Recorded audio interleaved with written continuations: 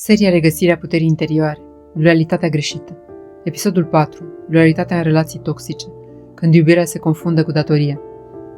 Există o formă de iubire care nu mai este iubire, este datorie emoțională. O rămânere care nu mai este alegere, ci reflex, o fidelitate care nu vine din inimă, ci din rană. O relație în care nu primești, ci doar suporți. Și totuși, rămâi, pentru că undeva în tine ai învățat că asta înseamnă iubire. În relațiile toxice, loialitatea nu vine din iubire, vine din frică. Nu rămâi pentru că e bine, rămâi pentru că ți-e frică să pleci, ți-e frică să fii singur, ți-e frică să începi de la zero, ți-e frică să fii judecat, ți-e frică să dezamăgești, ți-e frică să-ți schimbi identitatea, ți-e frică de necunoscut. Rămâi nu pentru că îți hrănește viața, rămâi pentru că îți hrănește fricile. Și asta nu e iubire, e captivitatea emoțională. Loialitatea în relațiile toxice se confundă cu responsabilitatea excesivă. Eu pot să-l salvez. Eu trebuie să-i fiu aproape. Nu pot pleca acum. Nu pot renunța la cineva care are nevoie de mine. Poate voi schimba ceva. Poate mă va vedea într-o zi. Aceasta nu este iubire, este povara salvatorului. Este datoria falsă pe care o porți pentru că ai fost învățat de mic că valoarea ta vine din sacrificiu. Dar iubirea nu este misiune și nici obligație. Relațiile toxice îți folosesc rușinea și vinovăția ca să te țină aproape.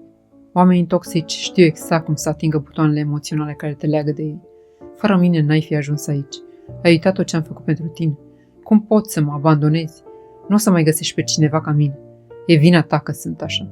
Rușinea și vinovăția sunt lanțuri puternice, mai puternice decât frica, mai puternice decât iubirea.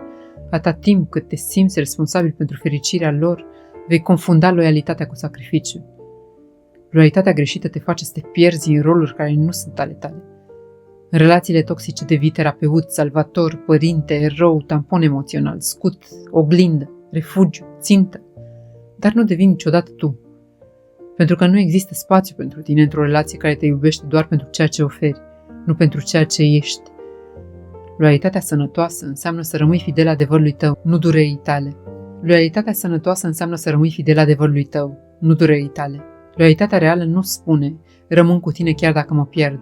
Ea spune, rămân la mine și dacă nu putem merge împreună în lumină, eu voi merge singur. Loialitatea autentică este verticală, nu orizontală.